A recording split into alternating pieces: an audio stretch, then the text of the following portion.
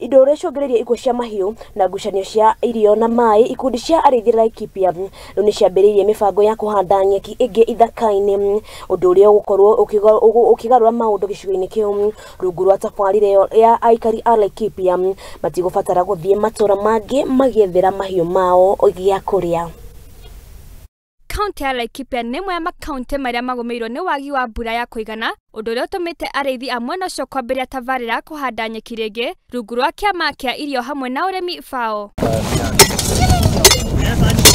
Tabarĩra ĩno nĩ ĩrabatara kwĩrutĩra na kwĩyuma kuingi nĩguo gucokeria migunda ĩrĩa yatiganĩirio na gutigĩrĩra atĩ ariithi nĩ magunĩka na urimi wa mahiu. Tunaweza kupanda nyasi ambayo jamii kwa sasa inaweza access nyasi kwa karibu, na to some point normal migrations to Mount Kenya inaweza kupungua kwa sababu nyasi zinaweza kupatikana from the community conservancies. Runyanjarwa Lekuruki Richard Legei augite uhandi ucio wa nyeki ni guteithira gucokia unoru wa tĩri uria wathirĩrĩkĩire ni ugaruruku wa rĩera. Tusaidia sana kama community because ukiona kwa umbali unaona tofauti.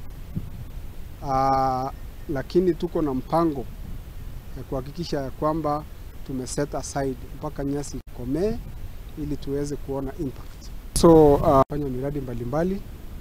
This is one of the project ambayo tumefanya, na lengo letu ilikuwa aswa ni kufanya land restoration kwa sababu dunia imeharibika, na tunaona ya kwamba tukaketi chini kama CLMC pamoja na community, we set aside that area, it is fenced, ikuwe kama demo plot ya kufanya ili tuweze ikikuwa mzuri tufanye to relocate to the entire community. Afitha murugamĩrĩri wa runyanjara rũu Thomas Sakui na kĩneugĩte atĩ mbere ya gĩcigo kĩu gũcokereria na njĩra ya kuhanda nyeki rĩngĩ, gĩthaka kĩao gĩtiarĩ na kĩndũ nĩ ũndũ wa wongereku wa mũigana wa andũ na mawĩra mao.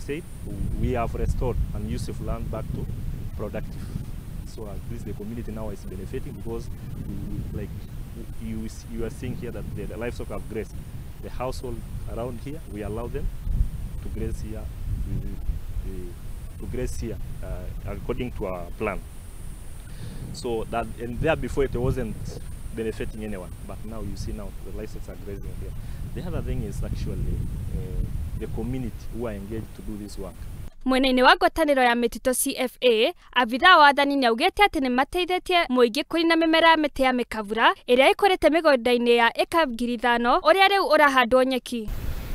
So through FAO support of 500 acres of land so far have been reclaimed from removing of punja.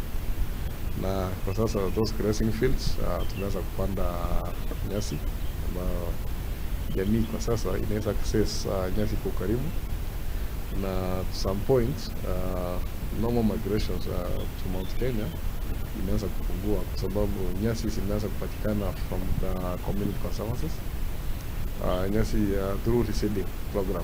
Kamiri wa kiama gĩa FAO nĩaugĩte atĩ nyeki iria irahandwo nĩ mĩthemba ĩrĩa ĩngĩkũra wega gĩcigo-inĩ kĩu, na ho akauga atĩ tabarĩra ĩyo nĩ nyitĩte thĩng'a kaunti-inĩ cia Isiolo na Marsabit. We undertake these same initiatives in 5 other sites within this county, and with the support of the county government of Laikipia, and also we are working in Isiolo and in Marsabit counties, and are taking more or less the same initiatives, ensuring or supporting the communities to do tree growing. In the grasslands, we are doing grass reseeding, where we are doing also semicircular bands and valerani systems, which are soil and water conservation structures, to ensure that the community have enough feeds. They do not have to go into the forest.